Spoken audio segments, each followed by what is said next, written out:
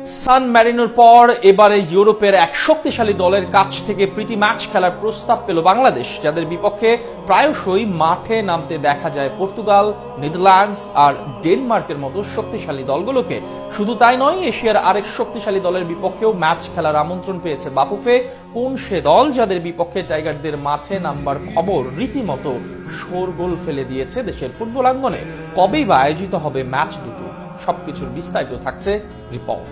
সাম্প্রতিককালে দেশের ফুটবলে বইছে পরিবর্তনের হাওয়া, যেখানে মাঠের পারফরম্যান্স আর প্রবাসী ফুটবলারদের অন্তর্ভুক্তিতে লাল সবুজ জার্সিধারীদের নিয়ে আগ্রহ বাড়ছে বিশ্ব ফুটবলে। সম্প্রতি সান ম্যারিনোর বিপক্ষে ম্যাচ খেলার আলোচনার রেশ কাটতে না কাটতেই এবার ইউরোপের এক শক্তিশালী দেশ লিথুনিয়ার কাছ থেকে প্রীতি ম্যাচ খেলার প্রস্তাব পেল বাংলাদেশ। সেই সাথে এশিয়ান ফুটবলের উদীয়মান শক্তি ফিলিপাইনও চাইছে টাইগারদের মুখোমুখি হতে, যে খবরে রীতিমতো তোলপাড় সৃষ্টি হয়েছে লাল সবুজের ভক্ত সমর্থকদের মনে। এমনিতে বিশ্ব ফুটবলে লিথুনিয়া খুব একটা অপরিচিত নাম নয়। বর্তমানে ফিফা র্যাঙ্কিং এর 148 নম্বর অবস্থানে থাকা দলটি নিয়মিত লড়াই করে ইউরোপের সেরা দলগুলোর বিপক্ষে। নেদারল্যান্ডস, ডেনমার্ক, ফিনল্যান্ড কিংবা পর্তুগালের মতো শক্তিশালী দলগুলোর বিপক্ষে প্রতিযোগিতামূলক ম্যাচ খেলার অভিজ্ঞতা রয়েছে তাদের। এমনকি পর্তুগিজ মহাতারকা ক্রিস্টিয়ানো রোনালদোর আন্তর্জাতিক ক্যারিয়ারের পরিসংখ্যানের খাতা উল্টালে লিথুনিয়ার নাম জলজল করে দেখা যায়, কারণ তাদের বিপক্ষে CR7 এর রয়েছে দুটি হ্যাটট্রিক। আর তাই এমন অভিজ্ঞ এক দলের কাছ থেকে প্রীতি ম্যাচের প্রস্তাব পাওয়া বাংলাদেশ ফুটবলের জন্য নিঃসন্দেহে এক বিশাল স্বীকৃতি।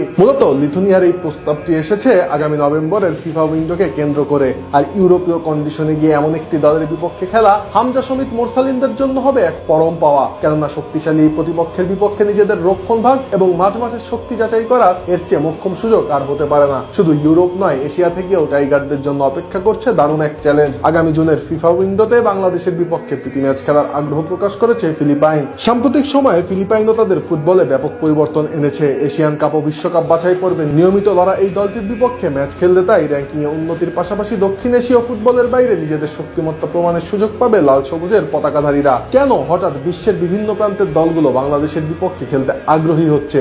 এমন প্রশ্নের জবাবে ক্রীড়া বিশ্লেষকরা জানান, এর প্রধান কারণ বাংলাদেশের ফুটবলের সাম্প্রতিক ভোলবদল। বিশেষ করে প্রবাসী ফুটবলারদের অন্তর্ভুক্তির ফলে দলটির খেলার ধরনে যে আধুনিকতা ও পেশাদারিত্ব এসেছে তা নজর কেড়েছে আন্তর্জাতিক মহলের। জামাল ভুঁইয়া, তারেক কাজীদের পর নতুন করে ইউরোপ আমেরিকার প্রবাসী ফুটবলারদের আগমনে বাংলাদেশের ফুটবল এখন আগের চেয়ে অনেক বেশি গতিশীল ও সুকৌশলী। মূলত এই ইতিবাচক পরিবর্তনের প্রশংসাসূচক বার্তা বিশ্বজুড়ে ছড়িয়ে পড়ার কারণেই শক্তিশালী দলগুলো এখন টাইগারদের বিপক্ষে লড়তে চাইছে। সান ম্যারিনো, লিথুনিয়া আর ফিলিপাইন একই সাথে এতগুলো দেশের প্রীতি ম্যাচের প্রস্তাব দেশের ফুটবল ভক্তদের মাঝে নতুন করে আশার সঞ্চার করেছে। ফুটবল পাড়ায় এখন একটাই আলোচনা, বড় দলের বিপক্ষে খেলার এই সুযোগগুলো বাফুফে কতটা কাজে লাগাতে পারে। যদি সঠিক পরিকল্পনা ও প্রস্তুতির মাধ্যমে এই ম্যাচগুলো আয়োজন করা সম্ভব হয়, তবে বাংলাদেশের ফুটবল